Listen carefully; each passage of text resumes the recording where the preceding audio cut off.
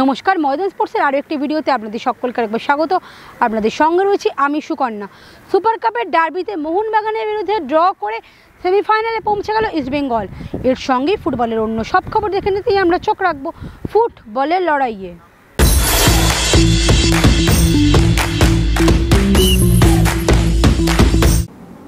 ইস্টবেঙ্গলের বিরুদ্ধে গ্রুপ লিগের শেষ ম্যাচে গোলশূন্য ড্র রেখে সুপার কাপের গ্রুপ লিগ থেকেই ছিটকে গেল মোহনবাগান। এই নিয়ে ময়দান স্পোর্টসের পর্দায় ম্যাচের বিশ্লেষণ করলেন সঞ্জয় সেন, মানস ভট্টাচার্য, অলোক মুখার্জি ও রঞ্জন চৌধুরী। কিরকম দেখলে মানে ড্র করে ইস্টবেঙ্গল সেমিফাইনালে সুপার কাপের, কি বলবে সঞ্জয় দা? না, খেলাটা দেখো, আধিপত্য বলতে গেলে ইস্টবেঙ্গলেরই বেশি ছিল। সেকেন্ড হাফের কিছুটা সময় মোহনবাগান একটা চাপ সৃষ্টি করেছিল, কিন্তু ওভারঅল যদি দেখি ইস্টবেঙ্গল অনেক বেশি ভালো খেলেছে আমার মনে হয়েছে। সেটা বিভিন্ন লোক বিভিন্ন বলতে পারে, না আমার মনে হচ্ছে ইস্টবেঙ্গল অনেক কনফিডেন্টলি এবং ম্যাচটা তারা এ করেছে যে তারা ড্র করলে চলে যাবে এই ভেবে খেলেনি, যথেষ্ট অ্যাটাকিং মানে আক্রমণাত্মক মনোভাব নিয়ে খেলেছে। মাঠটা তো হেভি মাঠ ছিল, ট্যাকেল হয়েছে, ইয়েলো কার্ড হয়েছে, সেগুলো তো স্বাভাবিক হয়। ডার্বির যে ঝাঁঝটা ছিল দুটো প্লেয়ার খেলোয়াড় টিমের মধ্যে, এইটুকু বলা যেতে পারে। মোহনবাগানকে যে মনে হলো যে একটু মানে বেশি চাপের মধ্যে পড়ে গিয়ে মোহনবাগান ম্যাচটা, জানি না সেটা, দেখো চাপ এটা বলতে পারবো না কিসের চাপ। এত ভালো ভালো দামি দামি নামি প্লেয়ার, কিসের চাপ জানি না। কিন্তু ইস্টবেঙ্গল মানে ওই মানে যে একছত্র একটা আধিপত্য ছিল না মোহনবাগানের কয়েকটা বছর ধরে, সেই জায়গাটায় একটু থামাতে পেরেছে যে না আমরাও খেলতে পারি, ভালো খেলতে পারি, আমাদেরকে হারানো সহজ না, এই বার্তাটুকু দিতে পেরেছে। ইস্টবেঙ্গলের হাত ধরে কি আবার সুপার কাপ কলকাতায় আসতে পারে? সেটা বলা যায় না ভাই, কারা উঠবে। গোয়াতে খেলা, গোয়ার টিমটা যথেষ্ট ভালো টিম। হ্যাঁ, বেঙ্গালুরু আছে, কারা উঠবে ওই দিক থেকে এগুলো তো বলা যায় না। তো দেখা যাক, ইস্টবেঙ্গলের কাছে একটা সুযোগ ট্রফি পাওয়ার, এটা বলা যেতে পারে। এরকম মানে আজকে কি মলিনার ভুল স্ট্র্যাটেজির জন্য আরো বেশি মানে মোহনবাগানের উচিত ছিল কি আরো বেশি আজকে এই ম্যাচটায় আরো আক্রমণাত্মক হওয়া? আরে আক্রমণাত্মক হওয়ার চেষ্টা করেছে, কিন্তু প্লেয়ারদের আজকে সেই জায়গায় কি প্লেয়াররা ছিল? ইস্টবেঙ্গল 5টা বিদেশিকে নিয়ে শুরু করেছে এবং ইস্টবেঙ্গলের 5টা বিদেশি কিন্তু অনেক দৌড়েছে। মোহনবাগানের ম্যাকলারেনকে নিয়ে আর 2টো সেন্ট্রাল ডিফেন্ডারকে নিয়ে তিনি তার দল সাজিয়েছিলেন। দল তিনি খারাপ করেননি আজকে, কিন্তু আজকে বৃষ্টি এবং মাঠের কন্ডিশন কোনো সময় ভালো খেলার পক্ষে উপযোগী ছিল না। স্লাইডিং ট্যাকেলের একটা অ্যাডভান্টেজ ডিফেন্ডারটা পেয়ে গেছে মাঠে বৃষ্টি হওয়াতে, তাই স্পিড জেনারেট করতে গিয়ে তুমি দেখেছো আজকে কত স্লাইডিং ট্যাকেল করে অনেক বল দুপক্ষ পার করে দিয়েছে। আরো একটা জিনিস যেটা অনেক বেশি ভুল পাস হয়েছে, মিস পাস হয়েছে। আমি কোচের স্ট্র্যাটেজির কোনো ভুল দেব না, কোচ তো আগের ম্যাচটাতেই হেরে বসে আছে। বিপক্ষে হারাতে যেদিন পারেনিও সেদিনই কিন্তু বোঝা গেছে যে এই দলটার কি হতে পারে, তাই হয়েছে। আমরা কিছুটা তো বুঝি বাবা, এই দল সেরকম না যে বলে বলে হারিয়ে দেবে অপোনেন্টকে। আর এবারের ইস্টবেঙ্গল দল, আমি বারবার বলছি, এবারের ইস্টবেঙ্গল দল গত কয়েকবারের থেকে অনেক ভালো হয়েছে। খেলোয়াড়দের মধ্যে একটা তাগিদ রয়েছে, ভালো খেলার ইচ্ছা রয়েছে, একটা মরণপণ চেষ্টা রয়েছে, যেটা কিন্তু এই দলের মধ্যে আমি লক্ষ্য করিনি। তার ফলে একটা ইন্টারাপ্ট করছি, এই অনেকেই বলছেন যে দুটো ম্যাচ এই মাঠে খেলেছে, সেখানে ইস্টবেঙ্গল কিন্তু আজকে প্রথম এই মাঠে খেললো। মানে এটা কোনো কথা না, ইস্টবেঙ্গল এই মাঠে অনেক আইএসএল ম্যাচ খেলেছে, এটা কোনো কথা না, এটা কোনো যুক্তি না, এটা কোনো যুক্তি না। আমি এই যুক্তিটা মানতে পারলাম না। মোহনবাগান খারাপ খেলেছে, ম্যাচ জেতার মতো জায়গা তৈরি করতে পারেনি, মোহনবাগান ম্যাচ ড্র করে চলে এসেছে, এটাই হচ্ছে আসল কথা। শুধু একটা কথা মনে রাখবে, বিশ্বকাপ আর হলেই যে তুমি জিতে যাবে তা নয়। বিশ্বকাপারকে ফিট থাকতে হবে, ফিটের মতো জায়গা তৈরি করতে হবে। এবারে এই মোহনবাগান দলে সেটার অভাব আমরা বারবার লক্ষ্য করছি। এখনো পর্যন্ত এই দলটা কিন্তু কন্ডিশন আসতে পারেনি। কটা মিসপাস করেছে বলো তো? একটা ইন্ডিভিজুয়াল টচ করে কেউ যেতে পেরেছে? ভালো করে খেলাটাকে ওয়াচ করে যদি দেখবে, একটা ইন্ডিভিজুয়াল ব্রিলিয়েন্স আছে মোহনবাগানের মধ্যে। মোহনবাগানের তাগিদ তো আরো বেশি হওয়া উচিত ছিল, আরো অ্যাটাকিং হওয়া উচিত ছিল। ওরা তো ডিফেন্সিভ একটা মোড নিয়েই খেলেছে ইস্ট বেঙ্গল। তারা 5টা খেলোয়াড়কে, রাকিব, জয়, কেভিন এবং তোমার আনোয়ার এবং সামনে রশিদ, এই 5 জন সব সময় ওই জোনটার মধ্যে রয়ে গেছে, ওখান থেকে বল বার করতে পারেনি মোহনবাগান। এই জায়গাটা থেকে ইস্ট বেঙ্গলকে তুমি মানে ইস্ট বেঙ্গল যেহেতু এখন ড্র করেও উঠে গেল শেষ চারে, এই জায়গা থেকে সুপার কাপ জেতার ব্যাপারে কলকাতায় কি সুপার কাপ আসতে পারে? অবশ্যই আমি আশা করব এবারে সুপার কাপ আমাদের বাংলায় আসবে। এখন তো 15 দিনের একটা গ্যাপ আছে, ইন্টারন্যাশনাল টুর্নামেন্ট আছে দেশে, সুতরাং এর পরে আবার সুপার কাপ শুরু হবে। তখন আমার মনে হয় মাঠটাও ভালো হয়ে যাবে, ইস্টবেঙ্গলের কাছে একটা সুযোগ থাকবে এবার জয় করার। এই যে গ্যাপটা, এই গ্যাপটা কি ভালো না খারাপও হতে পারে? এটা ভালো হতে পারে, খারাপ হতে না। দেশের জন্য তো প্লেয়ার ছাড়তে হবে তোমাকে, না? এটা তো জেনে শুনেই পিকচার হয়েছে এবং সব ক্লাব জানে, সেদিক ঠিক থেকে কিনা? একদমই। সেদিক থেকে এবারে মোহনবাগানের মানে আইএসএল এ ঘুরে যে টিমটা দেখছো, যেভাবে তুমি প্রত্যেকটা মাঠে যাও, তা কিভাবে কি মনে করছো যে মোহনবাগান এই দলটা মানে আইএসএল এবার আইএসএল মানে এইভাবে দৌড়তে গেলে কিভাবে কি করতে হবে? এই টিমটা পারবে? লোকের অনেক প্রত্যাশা। পারবে না কেন? ট্রাই করতে হবে, আরো প্র্যাকটিস করতে হবে। এই দলটা রবসনের কাছে যে সুযোগ এসেছিল, ওদের মতো প্লেয়ার এগুলো গোলে রাখবে না? এত নামি প্লেয়ার, শরীরটাকে ঘোরাতেই তো টাইম নিয়ে নিল। একদম। অসংখ্য ধন্যবাদ মানস দা। বলো যে মানে টিমটাকে মানে স্ট্র্যাটেজির কাছে কি মরিনা স্ট্র্যাটেজির কাছে হারলো? নিঃসন্দেহে একটা কোনো ভালো মুভমেন্ট করতে পারিনি। সবচেয়ে বড় জিনিস, ইস্টবেঙ্গলের সবচেয়ে যেটা দুর্বল জায়গা ছিল ডিফেন্স, সেটা ইস্টবেঙ্গল কিন্তু অনেকটা দুটো স্টপার তো আমি তোকে বলছি, সবাইকে সামনে রেখে বলছে এত ভালো পাসার, এত ভালো জায়গা নিতে পারে। তারপরে জয়গুপ্ত নাকি লেফট ব্যাক, ও তো মনবীরকে খেলতেই যায়নি। তারপরে রাকিব বলে রাইট ব্যাকটা তো লিস্টার্ন ক্রস, ডিফেন্সটা ভালো হয়েছে, হাফ লাইন ভালো খেলছে। ইস্টবেঙ্গল যদি একটা ভালো স্ট্রাইকার নিয়ে আসতে পারে, এই স্ট্রাইকার দিয়ে হবে না, গোল কেটার নেই।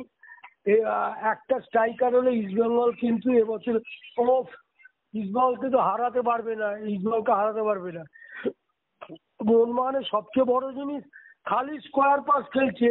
আমি সুভাষিসকে, আমি ওই জায়গায় খেলেছি, ও বল ধরলে এগোই না, খালি ব্যাক পাস করে স্টপারকে দিয়ে দেয়, ওকে পাস করে স্টপারকে দিয়ে দেয়। তেমনি মেহতাব সিং এত ভালো খেলেছিল বোম্বেতে, সেও ভুলভাল খেলছে। এবং মহেশ এখন ভালো শেপে আছি। তারপরে টাকলা হাফটাও বল ধরে খেলতে পারে, মিগুয়েল ভালো। সবচেয়ে বড় জিনিস, মোহনবাগান হাফ লাইনে কোনো আজকে সংঘবদ্ধতাই আমি দেখিনি। আর ফরওয়ার্ড লাইনের কথা তো ছেড়ে দিই, ফরওয়ার্ড লাইন গত বছর যে ফুটবল খেলেছিল বা তার আগের বছর সেই প্লেয়ারই তো আছে, দু একটা এসছে। তাতে মোহনবাগান যে ফুটবল প্রদর্শন করেছিল এবছর তার ধারে কাছে আসতে পারেনি। যদি মোহনবাগান ভেবে থাকে এই ফুটবল খেলে আইএসএল যদি হয় ও জিতবে, আমি আজকে লিখে দিলাম এই খেলা খেললে জীবনে জিততে পারবে, গোলও খাবে। হ্যালো, ব্রুজো স্ট্র্যাটেজির কাছেই কি মোহনবাগান হেরে গেল? স্ট্র্যাটেজির কাছে না, মোহনবাগান ইস্টবেঙ্গলের অনেক আগেই গোল করে দেওয়া উচিত ছিল। যেটা তোমার বিপিন যে হেডটা করেছিল, পোস্টে লেগে ফিরে গেল। তারপরে ওই হামিদ বলে ছেলেটা ফাঁকা গোল পেয়েছে, ও বিশাল কায়েতকে গড়িয়ে নিচে রাখলেই গোল, ওখান থেকে মিস হয় নাকি?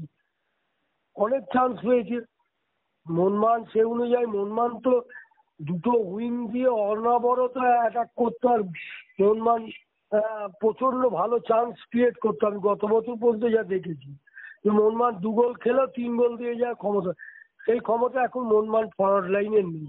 আর আমি জানি না তোমার মলিনা কি করেছি, এখন বড় কোচ ভাই, ওরা আমরা বলে লাভ নেই, কিন্তু এই ফুটবল খেললে মোহনবাগান জনতাকে আমি বলে দিলাম এবছরে আর ভালো কিছু করতে পারবে না। তার প্রথমেই আঘাত খেলে দেখো না, এই ম্যাচটা তো আজকে যেটা মরণ পড়েন যেটা উচিত ছিল। আর ইস্টবেঙ্গল টিম তোমাকে বলছি, যদি চোট না হয়ে যায়, একটা স্ট্রাইকার ভালো যদি আনতে পারে, এই জাপানি স্ট্রাইকার চলবে না, আমি তোমায় বলছি। ও অনেক স্লো, জাপানি এনেছে ও কিন্তু স্লো অনেক। তবু এই হামিদ বলে ছেলেটা বেশি বয়স না, হাইটও ভালো আছে, হেডটা ভালো করতে পারে, তবু চলবে। কিন্তু আমি তো বলছি ইস্টবেঙ্গল একটা ভালো স্ট্রাইকার হলে ইস্টবেঙ্গল কিন্তু আইএসএল এর চ্যাম্পিয়ন দাবিদার আছে, আমি তোমায় বলবো। সুপার কাপ কি কলকাতায় আসতে পারে? যেহেতু মোহনবাগান ছিটকে গেল, এবার কি ইস্ট বেঙ্গল যা টিম দেখলে তাতে কি সুপার কাপ কলকাতায় আমরা মানে দেখতে পারি? না আসলে আর কিছু বলার নেই। যদি আইএসএল শিল্ডের মতো মোহনবাগানকে হারিয়ে আর ডায়মন্ড কাছে ওরকম খেলে হেরে যায়, তাহলে কি করে বলবো? এই আর যা টিম আছে তাকে যদি হারাতে না পারে, তাহলে আর মোহনবাগান ইস্টবেঙ্গলের কি লাভ আছে? নামটা ইস্টবেঙ্গল এই অবস্থায় আমার মনে হয় না পেছন দিকে তাকিয়ে যাবে। সুপার কাপ চান্স মানে 99% চান্স আছে চ্যাম্পিয়ন হয়ে। আর কে আছে বলো না? হ্যালো, এই জায়গা থেকে মানে ব্রুজোরও অনেকটা দেখলাম আজকে স্বস্তি এলো, যেভাবে ম্যাচের পরে উচ্ছ্বাস করছে, যেভাবে মানে একটা স্বস্তি মানে নিঃশ্বাস ফেলছে, কি বলবে? প্রথম কোশ্চেন হলো হারুক জিতুক পয়েন্টে তো জিতে গেছে ইস্টবেঙ্গল, বহুদিন বাদে ইস্টবেঙ্গলকে মানে করে একটা সেমিফাইনালে গেছে। এটা একটা মোহনবাগানকে রুখে দিয়ে, হ্যাঁ মোহনবাগানকে রুখে দিয়ে সেমিফাইনালে গেছে, এটা অনেকটাই অক্সিজেন পাবে। এরপর যদি না পায় তাহলে আইসিইউতে থাকতে হবে, এই অক্সিজেন যদি না পায়। আর কিছু বলার নেই আমাদের। ধন্যবাদ ধন্যবাদ ধন্যবাদ অলোকদা।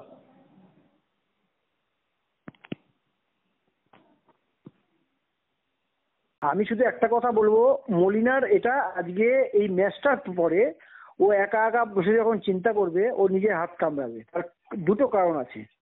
ফার্স্ট যেটা কারণ সেটা হচ্ছে, আগের ম্যাচটা এগেনস্ট ডেম্পো যদি টিমটাকে ওইভাবে না সাজিয়ে পজিটিভ ভাবে যদি সাজিয়ে যদি ডেম্পো ম্যাচটা বের করে রাখতো অ্যাটলিস্ট 1 গোলে, তাহলে কিন্তু আজকে মোহনবাগান কোয়ালিফাই করে, তাই কি না? মোহনবাগান ডেম্পো ম্যাচটা ড্র করে কিন্তু মোহনবাগান আজকের এই যে পরিস্থিতিটা এনে দিল, ইস্টবেঙ্গলের ফেভারে এনে দিল, রাইট? তাই কি না? একদম। সেই ক্ষেত্রে এটা শুরু মোহনবাগানে এই টুর্নামেন্টের বাইরে যাবার জন্য। টুর্নামেন্ট থেকে বাইরে মোহনবাগান তার হেরে বাইরে যায়নি, তাই কি না? মোহনবাগান ড্র করে বাইরে গেছে। তা সেক্ষেত্রে মোহনবাগানের এই টুর্নামেন্টের বাইরে যাওয়ার যে প্রথম যে পদক্ষেপই বলিস, সেটা কিন্তু আগের ম্যাচটা ডেম্পোর সঙ্গে মোহনবাগানের যা টিম, মোহনবাগানের ডেম্পোর সঙ্গে ম্যাচ ড্র করা উচিত হয়নি। ওটাকে আরেকটু পজিটিভ ওয়েতে নিয়ে ওখানেই হচ্ছে ফার্স্ট 11টাকে সরগর করে নিয়ে ফর দ্য বিগ ম্যাচ, ওখানে 7-8টা ফার্স্ট টিমের ছেলেকে না বসিয়ে দিয়ে ওই ম্যাচটাকে বের করে নেওয়া উচিত ছিল। ওই ম্যাচটা যদি বের করে নিত তাহলে ইস্টবেঙ্গল এই আপার হ্যান্ডটা থাকতো না। এবং এটা ইস্টবেঙ্গল প্রথম থেকে, এবং আজকের টিমেও যে মলিনা যে টিমটা তৈরি করেছে, সবাই মলিনাকে হয়তো সমালোচনা করবে যেহেতু টিমটা কোয়ালিফাই করেনি। কিন্তু আমি একটা কথা শুধু বলবো, একটা জায়গায় তো আমি মলিনার সঙ্গে একমত না, কিন্তু কিছু জায়গায় একমত এই কারণে, মোহনবাগানের যে টিমটা এবার তৈরি হয়েছে তাতে বিদেশিদের 3-4 জন বিদেশিদের হচ্ছে খেলার যে নৈপুণ্যতা, যা খেলার যে কোয়ালিটি এবং পজিশন ওয়াইজ প্রায় এক ধরনের। ম্যাকলেন বলো, তুমি পেট্রাটোস বলো, তুমি কামিংস বলো, তুমি রবসন বলো, এরা সবাইকে একসঙ্গে খেলাতে গেলে টিমের যে কম্বিনেশনটা, এজ এ কোচ আমি বলছি, সেক্ষেত্রে টিমের কম্বিনেশনটা ঠিক মতো আসে না। টিমের কম্বিনেশনটা হচ্ছে ব্যাঘাত ঘটে, কারণ প্রপার উইং লাগবে এই সমস্ত ম্যাচ বের করতে। সেখানে হচ্ছে লিস্টন মন্ডিরকে ইউজ করতে হবে, বা সাহালকে ইউজ করতে হবে, যেটা আগের ম্যাচেও করেছে, এবং সাহাল খুব একটা খারাপ করছিল না। আমি যেটা যেই জায়গাটায় একমত না সেটা হচ্ছে আমার মনে হয়েছে যে যদি হচ্ছে পেত্রাতস বা কামিংস, আমি পেত্রাতস বলবো, লোকে যাই বলুক, আমি বলবো যে সে মাঝখানে ম্যাকলারেনের পিছনে যদি ওকে দিয়ে যদি শুরু করতে আইদার ফার্স্ট শুরু করতো মনবীর অর সাহাল, তাহলে আমার মনে হয় ইস্টবেঙ্গল ডিফেন্সের উপরে প্রেশারটা অনেক বেশি থাকতো ফ্রম দ্য ভেরি বিগিনিং, যেটা ইস্টবেঙ্গল কিন্তু একটা প্রথমে শুরুটাই ইস্টবেঙ্গল প্রেশার করেছে, এবং মনে হচ্ছে যে মোহনবাগান হচ্ছে 10 জনে মিলে ডিফেন্স করবে এমন একটা জায়গা লো ব্যাক ডিফেন্স সিস্টেমে চলে গেছিল ফার্স্ট হাফ। যদি তুমি দেখো এখানেই ইস্টবেঙ্গলের নৈতিক জয় হয়ে গেছে, ইস্টবেঙ্গল মোহনবাগানকে প্রথম থেকেই একটা প্রেশারের মধ্যে ফেলতে পেরেছে এবং পজিটিভ খেলার চেষ্টা করেছে। ইস্টবেঙ্গল কখনোই নেগেটিভ খেলেনি যে আমি ড্র করতে পারলে চলে যাব, আমি ডিফেন্সিভ ব্লকিংটাই আগে ঠিক রাখি, তা নয়। কিছু কিছু সময় ইস্টবেঙ্গলের ডিফেন্স অনেক হাইলাইন খেলেছে, তার মানে টিমটা অনেক উপরে উপরে উপরে খেলেছে।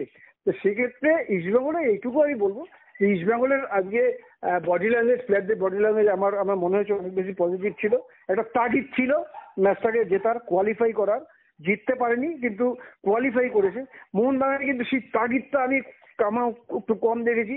মাঠও আমার ভালো লাগেনি, ভালো ফুটবল খেলার জন্য উপযুক্ত মাঠও ছিল না, কিন্তু তা সত্ত্বেও বলবো দুটো টিমই একই মাঠে খেলেছে। মোহনবাগান থেকে আমি আরেকটু আশা করেছিলাম, আরেকটু এফোর্ট আশা করেছিলাম, আরেকটু কম্বিনেশন প্লে আরেকটু বেটার আশা করেছিলাম, যেটা Mohun Bagan end of the day হলো না।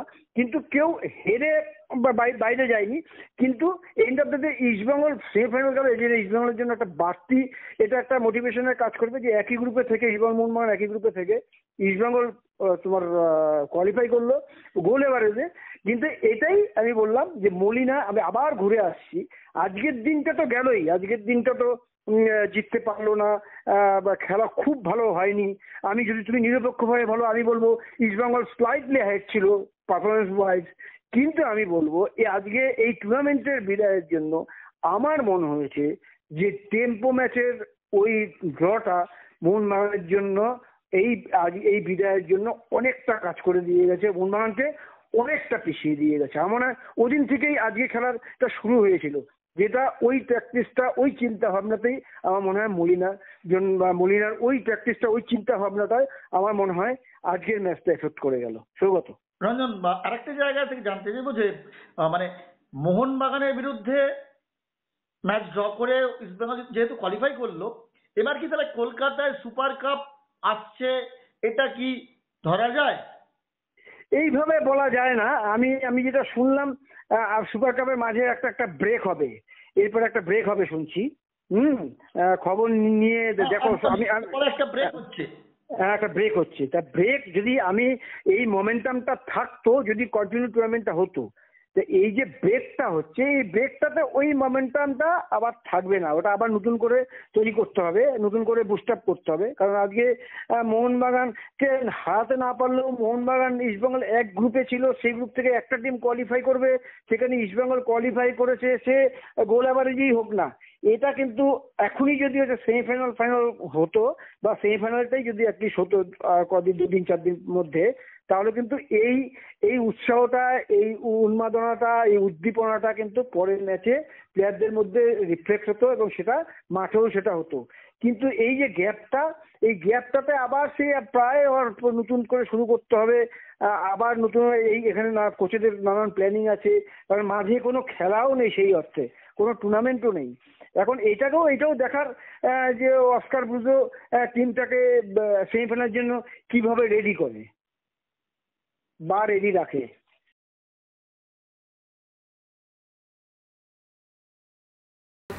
ভিডিওটা ভালো লাগলে লাইক করুন, শেয়ার করুন, আপনাদের মতামত কমেন্ট করে জানান, চ্যানেলটিকে সাবস্ক্রাইব করুন এবং পাশে থাকা বেল আইকনটাকে প্রেস করে দিন। দেখা হবে আবার পরবর্তী ভিডিও।